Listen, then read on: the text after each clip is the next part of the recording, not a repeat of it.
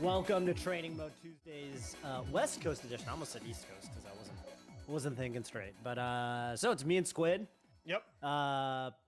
Pulling up the second half of the event for the night. Of course, we just had a really kind of bonkers. Yeah. Did you catch the ending to Ginger versus? I saw the full last two games. It was definitely a banger. Looks like they had a bracket reset all the way to game 5. Game 4 was a banger. That was like a nutty game, and then game 5 was also a banger. Last hit, last stock. So definitely wild, and I'm expecting West Coast to be similarly wild. Just looking at the lineup. So West Coast last week was okay. So I commentated East Coast last time, and it was a doozy. Yep. And we kicked it on over to the West Coast, and West Coast was a doozy with Lovage and Kadoran. But this time, fortunately, we got us on the mic, so Kadoran doesn't have to do the double duty. But yeah, it should be pretty intense because the roster does look stacked. The field, as it were. That's right. A lot of these players qualifying in through the ladder, of course. For everybody who's watching, remember, if you enter training mode Tuesdays, you get to basically play like a theoretically like infinite number of tourney sets with the ladder system, because you just get to go and go and go and go and go and go and go as long as you want, as much as you want, within the window that the ladder's running, which is a couple hours. So really, really good practice, which is kind of why this tournament's called training mode, because you really do level up when you play that many, high stakes sets. It's like the better matchmaking of unranked. It's like higher quality matches than regular. I think unranked, a lot of people have expressed sentiments that ever since Fizzy did the little change to unranked, there's higher quality matches for everybody. For the most part, I think that there's some accounts of some people having worse experiences, but overall most of the people having better matches. Well, training mode Tuesday ladder is where you're going to get like kind of like the highest quality matches in terms of like really fast repeated sets, because it's just like all players taking the game seriously, entering tournament sets. You get to play best ofs, and it's very cool. Yeah, it's a better, I think when it actually is a set, it's a little bit more, I think the nerves come out a little more. Better practice. I have an update. Okay. But we were kind of waiting for our first match. It was likely to be Fiction versus Nez, but Nez actually dropped the set to Bakugo. Wow, Bakugo to the polls. I've run into Bakugo to the polls on Unranked. I did not know that they had it like that. Yeah, they just have it like that. That's a hard matchup. Ice Climbers Yoshi too. So that's right. That is what the hell? I mean, I don't remember. I don't know how many of the people in chat listening know this, but Amsa, when his first big wins, like his first 2 big wins in the U.S. Where it was like, oh, this guy is actually taking out top players. Was it Apex 2014? And it was Chudat and Fly. Or Fly and Chudat, I should say. And Fly, Fly was like, well, like, hey, what do I do? Like, it's actually those matches look impossible. There's like they looked impossible. Moves that Yoshi has that single-handedly seem to destroy Ice Climbers. He could Yoshi could only forward air. That would be a viable strategy. Only down tilt. That's a viable strategy. Only egg lay. You don't care which one you get. If you get Nana, she's stuck for 20 seconds. If you get Popo, you down tilt kill Nana instantly. Yeah, Nana does not mash, and down tilt like kills Nana at 0. Also, just the defensive properties. Yep. Wow. Well, and good no for Bakugo to the polls. Yeah, very impressive. That should be a fun one, and now we get to see. Bakugo to the polls is maybe. That's why it sounded so familiar. Yeah, maybe's the homie. Maybe. Shoutouts to maybe. Maybe helped me warm up. I had at Riptide, if you remember, I guess last year, I had Curb. Why did I say Curb? I know why I said Curb. Boyd, sorry. Boyd, the Ice Climbers mate. It's a very strong Ice Climbers player from the Midwest. Maybe warm me up for an hour and a half for Boyd. And then bracket started, and Boyd decided to go Game & Watch. So I didn't end up. That's why I said Curb. Yeah. So it was completely inconsequential. But hey, thanks anyway. Maybe nice try. We'll get him next time. Looks like we have hopped into our first match. So instead of that one, we will be starting with Bobby Big Balls, and Casper, who are already starting. Yep. Bobby. The the BB. Casper, really, really strong. Oh, missed got the turn. F tilt, turn on F tilt instead of up tilt. Yeah, Casper is like this. I don't know. He's like a force of nature because he kind of was inactive at the early parts of net play for a really long time. He came back and was just stronger than he was pre-net play. So he's been picking it up. Yeah, he hasn't missed a beat, is what it feels like. So already looking pretty strong here, taking the first stock against Bobby, who feels like he's just the protagonist of Melee with the hours broadcast. Oh my God, what a finish! Definitely the protagonist of net play. Yeah. Yeah, and exactly. also a nutty net play resume. Yeah. Especially against Fox. Like I feel like this Bobby map, he's been beating Lucky. Look at this combo. Yeah, he wanted to escort him off the stage with that nair. He loves extending combos past 80%. I think I would tell people like you want to end your combo at around 60 and definitely start ending it at 80. But Bobby wants to end it at 120. As Falco, is that a Falco philosophy? Yeah. Yeah, I think so. Especially in this matchup where it's like any damage past. Oh my God, he got like a platform one there. But yeah. Oh my God, he slid so far with that wave dash turnaround. All right, Bobby. Oh wow, it's actually ironic that Casper decided to only do 2 up tilts. Because if he did 3, I think the third one was hitting. Yeah, that's something Mango complained about left in. You just like up tilt, and they just get bigger and bigger for some reason. Oh yeah. Fastball. You don't play Guilty Gear Strive, do you? I have, yeah. Oh, you have? Yeah, they should give Falco the they should give him like the Nagoriyuki where you get blood meter and it just makes your up tilt bigger. Yeah. Eventually it just covers half the screen. Like, oh, it's a 2-bar up tilt. It just covers the whole screen. Yeah, it's a 2-bar up tilt this time. I think that might actually already be in the game. I'm not sure. Yeah. Wait. Oh. Yeah, he barely touched the stage. Much to Bobby's chagrin. He reads the jump with the down air. Sometimes you go for the down air and you think you're gonna hit it, but you miss, and then you're like, oh, it was a jump read. That's what I was doing. Right, because and then as the opponent there, you're like, oh my God, they're gonna hit me. I need to DI. Yeah. And you do your survival DI. You DI in, but it gives you a double jump. It just buffers a double jump. Yeah. It buffers a double jump, and then you double jump into the data. So it's very sad. I learned that's a 20 frame buffer window for some reason on that. No. Yep. That would make sense though, because sometimes it feels like it's a 20 frame buffer window, so it's a very common with up specifically. Yeah, with the joystick. Yeah. Very weird. Cross up there. That's gonna send him off stage. Good short. Yeah. I really think Casper kind of threw this game because he had the kind of sort of guaranteed edge guard, but Bobby ekes it out. One thing I will say is that right there, when Falco's just it's not even, it's like every character when you're on the ledge and your opponent is like wave landing on the side platform above you, really got to take your time if they're a strong player. Yeah, really don't want to force the issue. I like super high percents. I always say you should only use back air for the rest of the stock. And it's kind of doomed on the other side of it. You're just hoping they make a mistake because you actually can't beat back air. Like you can't trade with it because a trade is death and you can't really beat it outright. So you kind of just have to bide your time and just be like, I hope that they miss an L cancel and that'll give me a chance to roll past them. That's the win condition. Yeah. It's tough.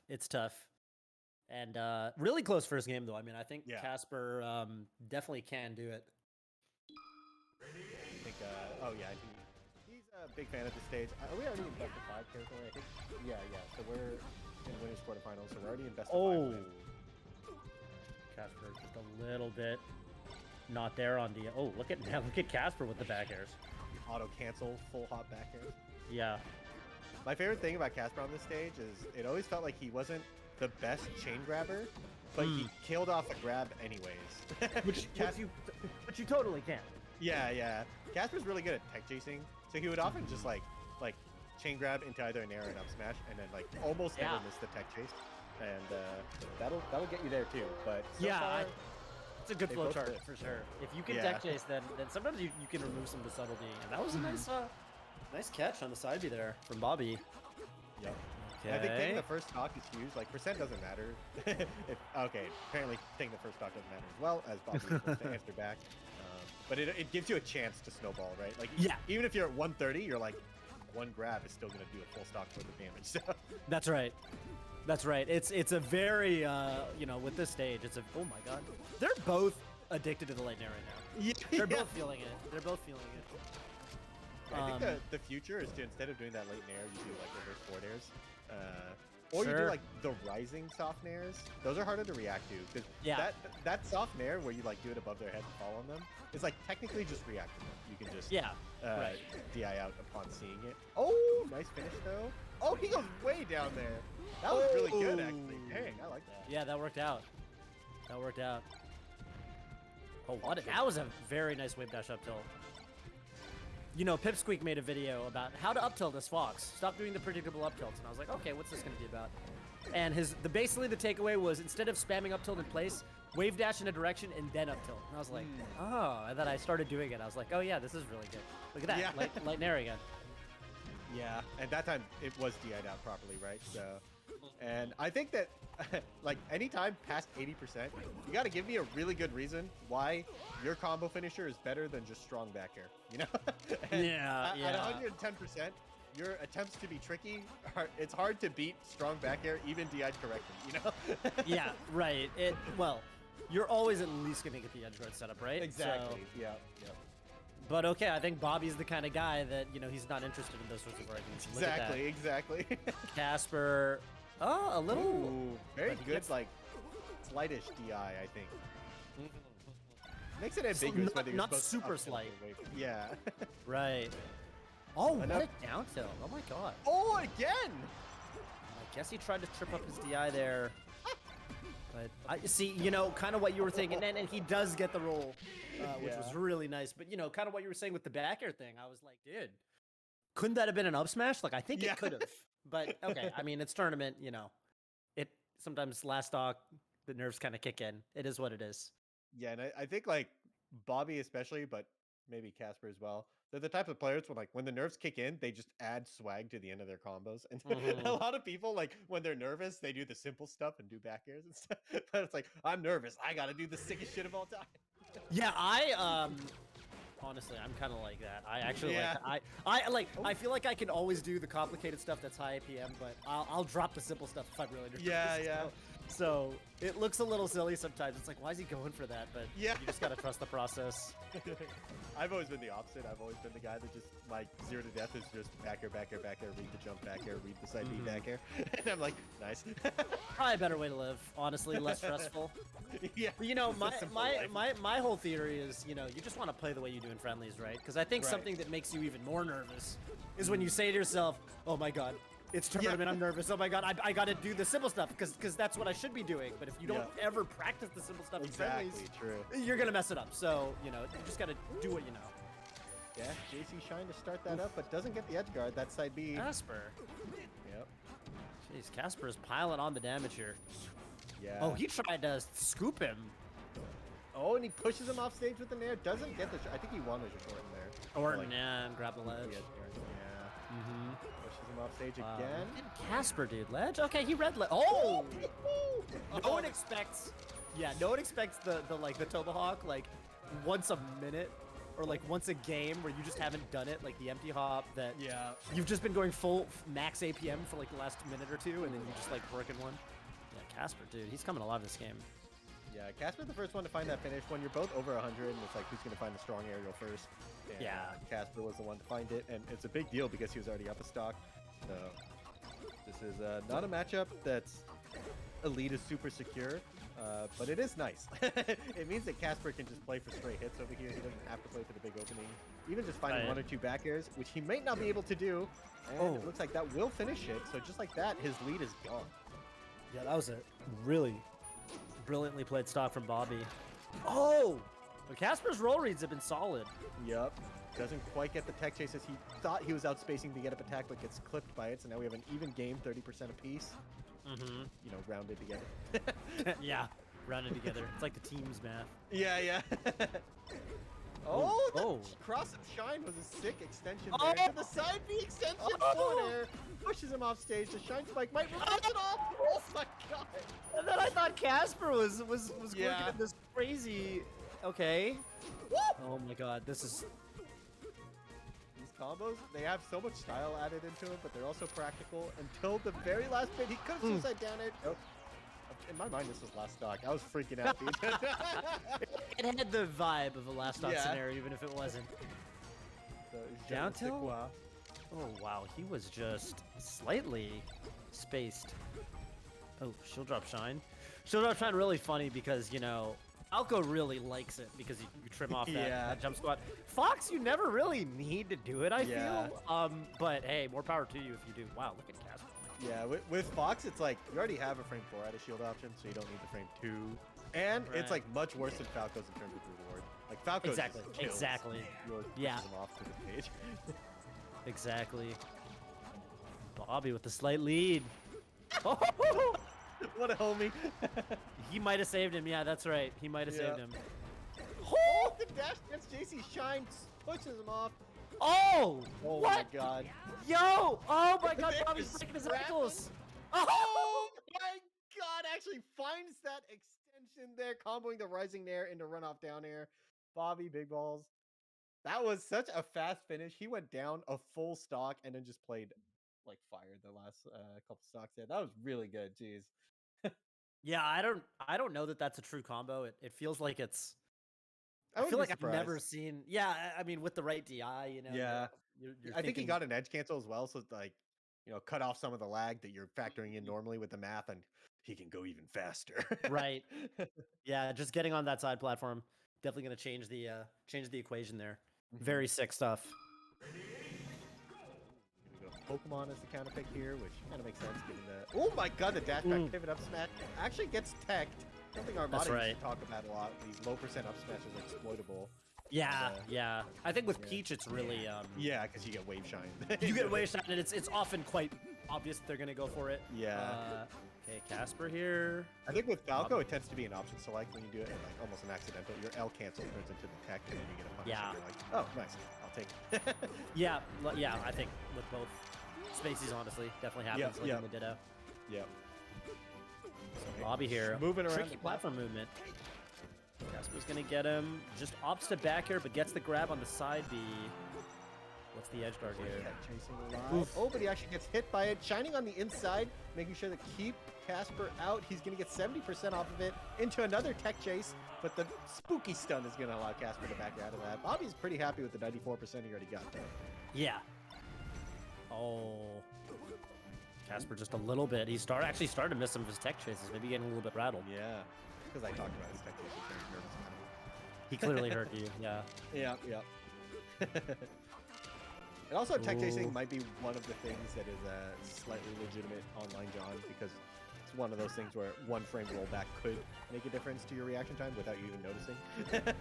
Yeah, sometimes you don't quite.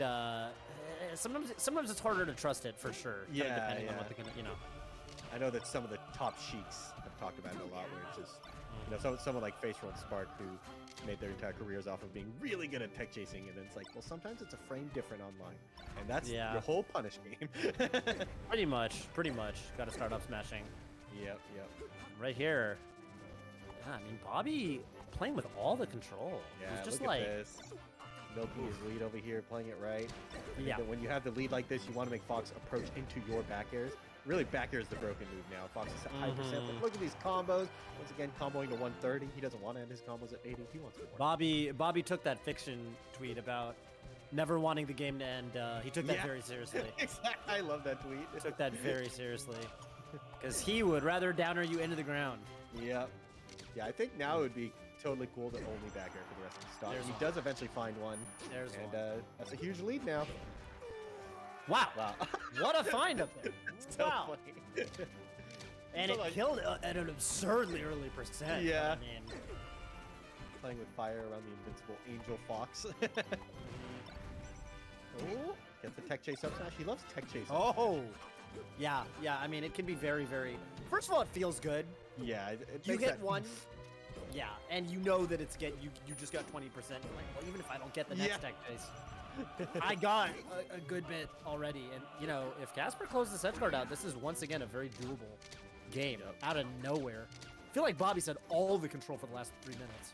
Yeah, he's playing this stage really well. The weakness of this stage for Fox is that without a top platform, it can be hard to get from one side platform to the other one. So with Falco shooting lasers underneath the other side platform, you can't just full hop across the stage, use the top platform, and fall on top of his head. So Definitely. Falco, like you kind of have to play with the lasers on the ground, and Casper's like he's going to the side platform, and then Bobby's the DI on the forward smash. Oh, he doesn't trigger, but he gets it anyways. Yeah, I thought he was gonna, but okay, doesn't end up mattering too much. Wow, Casper almost brought that whole game back, but yeah, Bobby too clutch with it. Yeah, really good stuff. I'm really impressed by how Bobby played the high percents, especially. I think that he's always been a player who's really good at the low percents because his shine conversions are just so good and he's so fast and he just loves throwing out a lot of shines. So I feel like he's always been a player like eventually he'll hit a shine and we're going to get a clip. But when, his opponent survives his combo at 120, he would continue to kind of like brute force his way in. But this time at 120, he kind of pulled it back and said, no. My back airs are broken. My lasers are broken. I'm going to find the kill eventually. So very good patience at high percents. Totally. No, Bobby's, he definitely has that reputation of being wild and crazy, but he's got those fundamentals as well. He's definitely got those fundamentals chops when you really zoom out, look at the big picture. I think he was the player with the most Smash GG sets of all time. By quite a large margin. Not only is that not surprising, I would be surprised if it was anyone else. Do you see who was second? Basalt. It was me. Was it you? Yeah. All time. All time, which is funny because I've entered like 5 net play events ever. So all of my sets are from pre-COVID era, and I had like 2,300 sets played or games played. I think it's because like I used to enter TMT every week, like the live version of TMT. That'll do it. That'll really drive it up. See, I probably lifetime have more, or at least close to that number. But when I was grinding locals, it wasn't Smash GG, it was Challenge. Yeah, you need who's the most TIO brackets entered? Ooh, God, who would it have been? Who would it have been? Oh my God, I bet if I think about this long enough, I bet I'd be able to figure it out. But you're right. I mean, first of all, it depends on which regions ran, because I had the good fortune, and again, this is why TMT is so cool. I had the good fortune of my my local region running round robin pools, even at the locals. Right. So you would get at least like 10 tourney sets, if you went to any given tournament, which was really nice. Yeah, but how many of those were done on pen and paper and then into a bracket? That was the old school way. Like old school SSSs were round robin pools, but the round robin pools were just pen and paper, and then that fed into challenge. That's right. That's right. That's right. Pre-technology. Now we have online tournaments run through Smash GG, sponsored by FlyQuest. Ooh. Yeah, FlyQuest has been really amazing providing these tournaments. They've been extremely high quality. It looks like is this our next match? Dude, sometimes I'm watching like LCS will be on, like the League of Legends. Yeah. And like I'll just like I know the league. I know the league. I know the league. I'll like tune in. I'll see like FlyQuest on. I was like, let's go Kadoran. Like yeah. Well, I only root for Golden Guardians. I saw some spicy stuff happening in the world of League of Legends this week. I saw TSM not doing so hot. I thought TSM was they run the show, so I was shocked. This is the first year they're like at the Listen, and stuff. There was a period, the FlyQuesters know this. I don't know if FlyQuester is whatever. I just invented the word. Golden Guardians and FlyQuest were at the bottom of the standings maybe about a year ago, right? A little over a year ago. Yep. And we both, both of our orders clawed our way up the rankings. Right. Yep. And so, Yeah, you guys are kind of the heroes. You Golden Guardians and FlyQuest are like the low budget, high rated league teams. We took some chances on some and made some big plays. And that's what it's all about here at Training Mode Tuesdays. Taking chances and making big plays. You know what I'm saying? Look at the rest of the bracket. The rest of quarterfinals has also finished off as SGJ defeated AMRAC. Eddie Mexico technically got upset, but it's 4th and 5th seed. AMRAC is like a train company or something, right? That's Amtrak. Track? Yeah. Yeah, Amtrak.